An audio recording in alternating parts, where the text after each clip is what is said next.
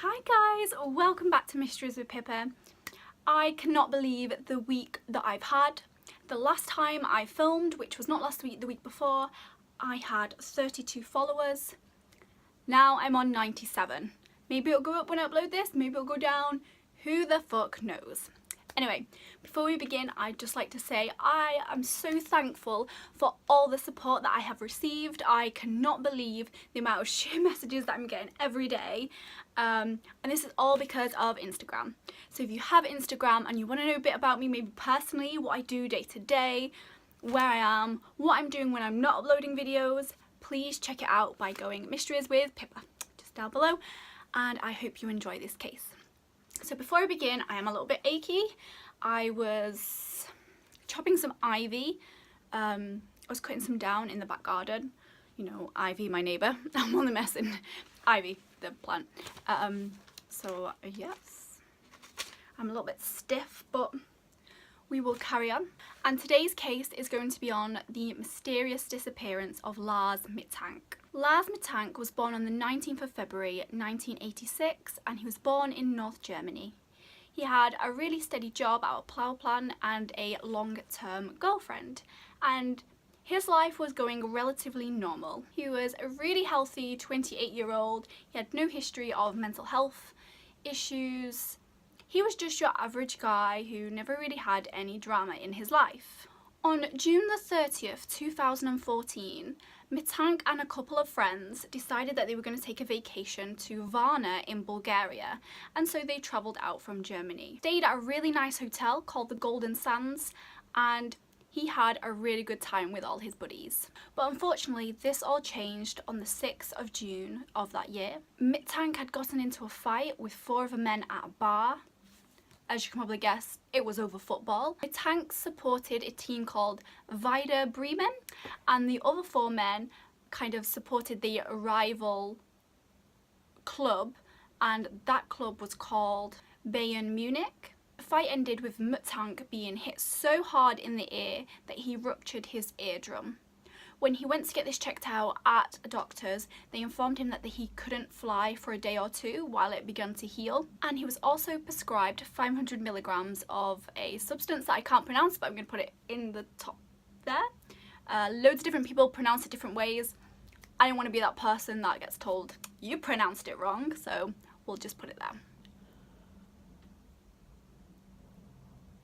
Oh, while I'm yawning, I learnt a new fact yesterday. If you yawn and the person opposite you yawns, they're not a psychopath.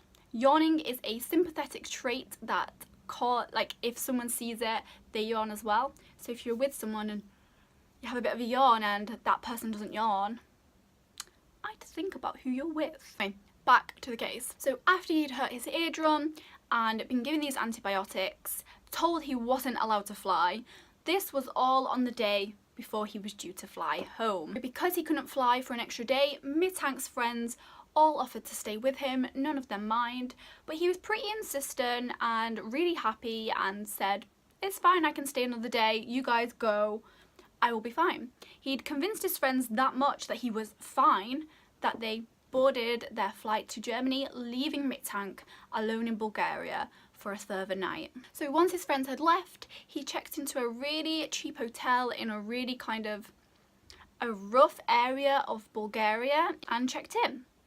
So before his friends left, they did describe him as feeling and looking absolutely fine, yet staff at the cheap hotel did say that he was acting very erratic, very anxious, very nervous, that he couldn't sit still, and he also disappeared for a full hour at 1 AM and returned at 2 AM looking even more sheepish. And this is where his symptoms went from bad to worse. So even though he was feeling anxious and nervous and skeptical and paranoid, it was all kind of himself. He never really interacted with anyone and didn't really get anyone else involved. And then he rang his mother and proceeded to tell her to cancel all his credit cards. And he also said that he didn't feel safe where he was and that 4 men were after him. They were asking about the pills. Also asked his mum about what she knew about the antibiotic that he was taking, and this is really odd and I think will come into more detail in a moment about this, but it's clear that he's anxious over his antibiotics that he's taking, and it's something to do with 4 men. Now, the next day after he was due to fly back to Germany, he made his way to Varna airport in Bulgaria, and he is caught on CCTV doing so. So he heads with his luggage and he asks a stewardess what we assume is where is the medical room, and then you can tell that he asked that because soon as after he asks it, he heads towards the medical room and spends approximately 40 to 45 minutes in there. After 40 minutes, he's seen running from the airport without his luggage, and he bolts straight out of the airport. He climbs over a fence and runs past a meadow towards the woods.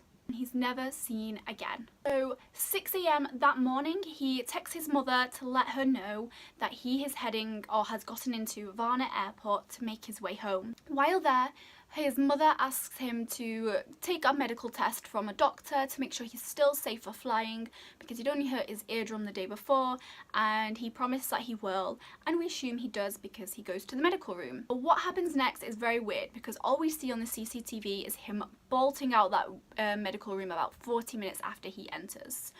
The doctor who was in the medical room does describe what happens while in there. The doctor described him as being very physically well, but mentally wasn't I don't want to say stable, because we assume he's not, but he was just acting like very shifty. He couldn't keep still. He was very anxious while there, but he was okay and he was still staying in the medical room.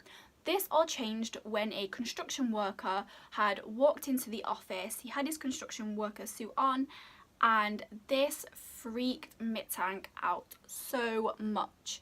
He started ruffling through his bag, looking around, and then he just shouted, "I don't want to die here," and ran.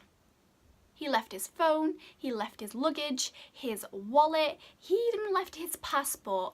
He only had the clothes on his back, and he ran. He has never been heard of since or seen since. There has been a case or a couple of cases where there've been supposed sights of him, but nothing has really ever had a lead from it. A lot of the people who kind of have said they've seen Mittank have been homeless people. So they've said that Mittank is homeless, and maybe he is, but I just want to go into some theories of other well-known theories that people think has happened to Mittank. The first theory is that he gained a psychological disorder from the fight that he had when he banged his head, but this has been disputed by many people who say that it is possible to gain a psychological disorder from a head injury, but this doesn't happen weeks or even months until after the injury. So you can go 3 years fine and then a psychological disorder can hit you.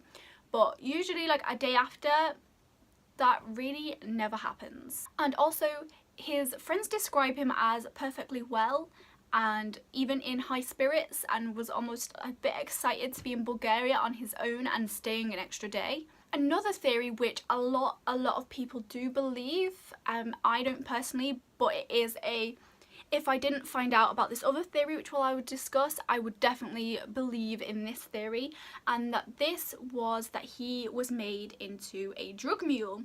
Now for anyone who doesn't know what a drug mule is, usually when tourists go to kind of Europe, some of them are forced to become drug smugglers while there. They have no choice in it.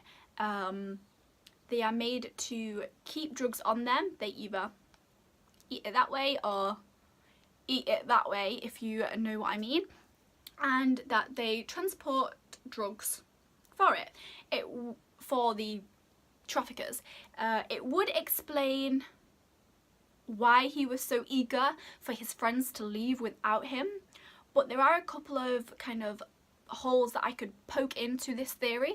Drug smugglers tend to avoid to use planes. Now we know they still use planes because people get caught all the time, but they really avoid it because in Europe, I mean even where I'm from, if I'm traveling on a plane, security, especially in America as well, security on planes is so high. Guaranteed you're not getting through at the door pretty much with drugs in your system. Traffickers tend to avoid this route, and they usually make people travel by boats or trains, and it's a lot easier to cross borders without using a plane and get drugs through.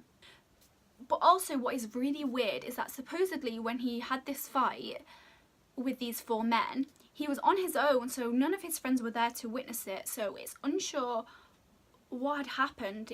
Maybe he was beaten into becoming a drug mule. We are not sure. We only have his kind of testimony to go by. On the day he disappeared, he took a taxi with a random person to the airport to split the fare, and the woman who was in the taxi, who was the witness, described him as being, he had really dilated pupils, really bloodshot eyes, and this is all the signs and symptoms of somebody whose bag has burst inside them, so they can kind of overdose on it. And one of the symptoms is the eyes being dilated. So he could have been, and it could have burst inside him. It would explain the kind of psychological experiences he was going through, and even when he jolted out the kind of Varna airport, that too would explain if he was a trafficker. Maybe he was too scared to go through with it and thought he would go in hiding because he might have pissed some drug smugglers off. Maybe. Now, this is the theory, the last theory, which I'm going to explain, which I believe the most out of everything. The drug that he took, the main symptoms is like gastroenterology problems,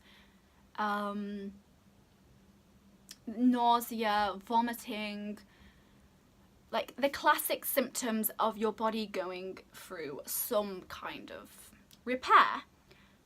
But I researched it, and there are a couple of cases. There was one where a 3-year-old girl had an ear infection and had to take only 5 grams of the substance, not 500. And she suffered with severe hallucinations, disorientation, she had terrible nightmares, constant crying. There was a Spanish lady in her 20s who also took the drug, who also suffered from terrible hallucinations. She couldn't sit still, she had horrendous paranoia, and a 72-year-old man named Patient C, who also took this drug and also suffered from hallucinations. They do believe it is linked, and I will try and find the link. I'll tag it in down below of where I found this. But part of me really agrees with this, and he was drinking the night before he left, so after he'd been given the antibiotics. Imagine taking that with alcohol and then maybe being one of the rare people who suffers from the rare side effect of hallucinations. That is the main story that I believe happened. Now, after that, when he ran away from the airport heading towards the woods, I can't tell you, maybe foul play did meet him. Nobody knows. It is so bizarre. Like, we just know nothing past that. He just leaves the airport, no sightings, no DNA evidence, nothing. He just vanished, and what is weird is no one just vanishes. So what happened to him? That is the end of today's case. Now, if you did like it, don't forget to give me a thumbs up, and if you loved it, don't forget to subscribe. I'm nearly at 100, so get me there, guys, please. And if you guys know about this case at all, please do leave a comment down below of what your thoughts are, what your theories are. I'd love to know if you have a theory of anything different, or even something new that I haven't mentioned. If there was one case that I could have solved, it would be this one. I hope you guys are having a lovely weekend. The sun is shining, even though we have frequent thunderstorms here in the UK, and it's very nice. So again, I will see you guys tomorrow for another Mysteries with Pippa, and I hope you have a nice evening. Don't forget to follow me on Instagram.